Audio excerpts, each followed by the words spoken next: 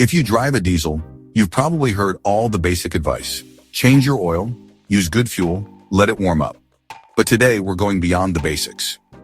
These are the insider secrets that separate real diesel drivers from people who just happen to own a diesel vehicle.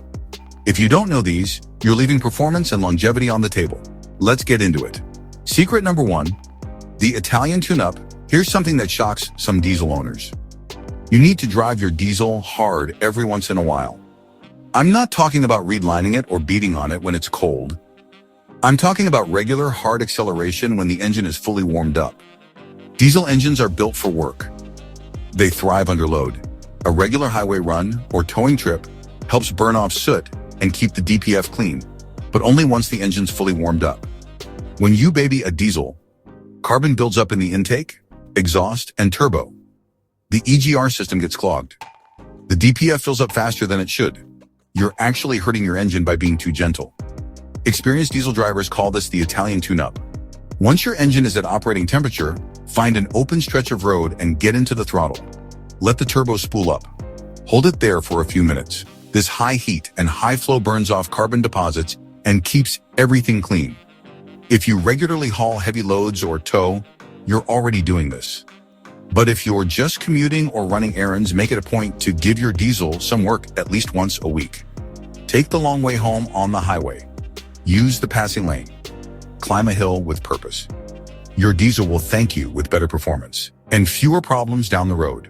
Secret number 2, don't idle your diesel, except when you should. This one confuses people, so let me break it down clearly. Long idling a diesel is terrible for the engine.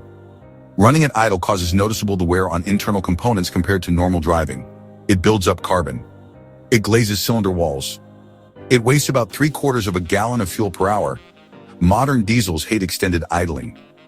But, and this is important, there are times when you absolutely should idle. After hard driving or hauling, your turbo is spinning it up to 100,000 revolutions per minute, and it's extremely hot. If you shut the engine off immediately, the oil pressure drops to almost zero while the turbo is still spinning and heat soaking. That lack of lubrication damages the turbo bearings. So, here's the rule. Normal driving around town, shut it off as soon as you park. No cool down needed.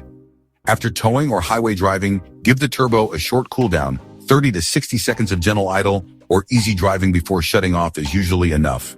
The practical solution that experienced mechanics recommend? Drive gently for the last mile or two before you get home. Cruise at low RPM. Don't get into boost.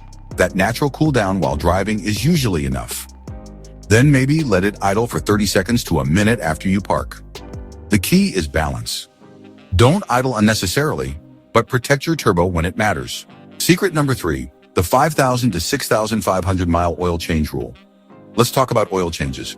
Your owner's manual might say you can go 10,000 miles or even longer between changes, especially with synthetic oil. But here's what the long-term diesel owners know. If you want your engine to last 300,000 miles or more, change your oil every 5,000 to 6,500 miles. No exceptions. The diesel drivers who reach 300K without issues don't skip oil changes, they use good oil and change it much earlier than manual suggests. Remember folks, oil is cheap, engines are not. Modern diesels with emission systems put serious stress on your oil. The EGR system pumps soot into your oil. DPF regenerations cause fuel dilution. Short trips and city driving make it worse. Your oil gets contaminated faster than you think. Experienced diesel mechanics who analyze oil samples consistently see that by this interval, the oil is already showing signs of degradation. The additive package is depleted. The viscosity has changed? Yes. The oil might technically still work, but it's not protecting your engine the way it should. And here's something critical. Check your oil level between changes.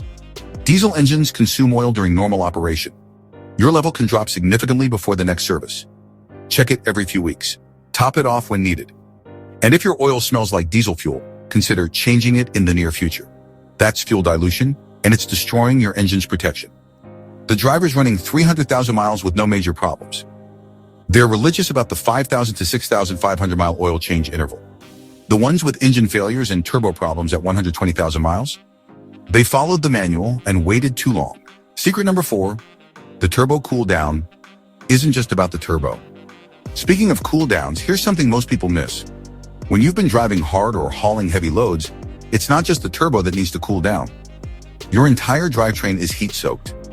After a heavy pull or a long run, your whole powertrain holds heat. A short cooldown helps the turbo, the oil, and the seals stabilize. That cooldown period lets all that heat dissipate properly. It prevents oil from cooking in place. It protects seals and gaskets. It gives the cooling system time to do its job even though you're not moving. Modern water-cooled turbos help with this, but they don't eliminate the need entirely. And remember, most mass-market diesels still use conventional oil-cooled turbochargers, not water-cooled ones. Even the high-end models benefit from a proper cool-down. Or just drive the last mile easy, no boost, low RPM. That gentle cruise cools things down safely before you park. Think about it this way: if you just pushed your diesel hard on a long highway run and everything under the hood is heat-soaked, would you really want to shut everything down instantly? Let the system stabilize. It's just a few minutes and it could save you from a several $1,000 turbo replacement. Secret number 5, buy fuel from high-volume stations only. This one could save you thousands of dollars. Where you buy your fuel matters just as much as what fuel you buy. Here's the reality. Diesel fuel sitting in underground tanks collects water. It's just physics. And when diesel sits for weeks or months without being sold, that water builds up.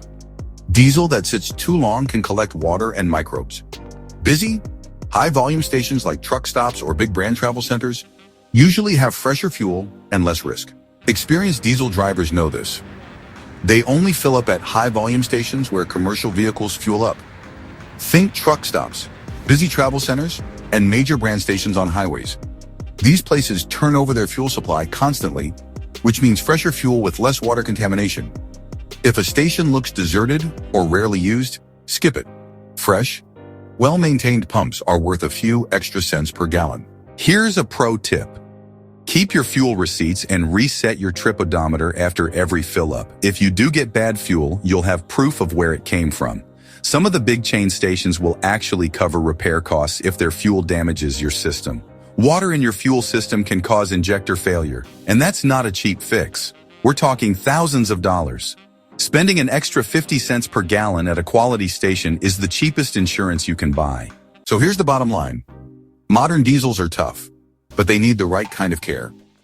Give them real load once in a while, keep the oil fresh, skip the long idles, and use clean, high-turnover fuel. Do that, and your engine won't just last, it'll stay sharp, efficient, and ready for anything. Your diesel's not meant to sit around, it's built to move, haul, and work hard. Treat it like a machine, not a museum piece, and it'll reward you with that unmistakable diesel growl for years. If you found this helpful, hit like and subscribe. We've got more insider diesel secrets coming your way. And if you made it this far, I really appreciate you. Until next time.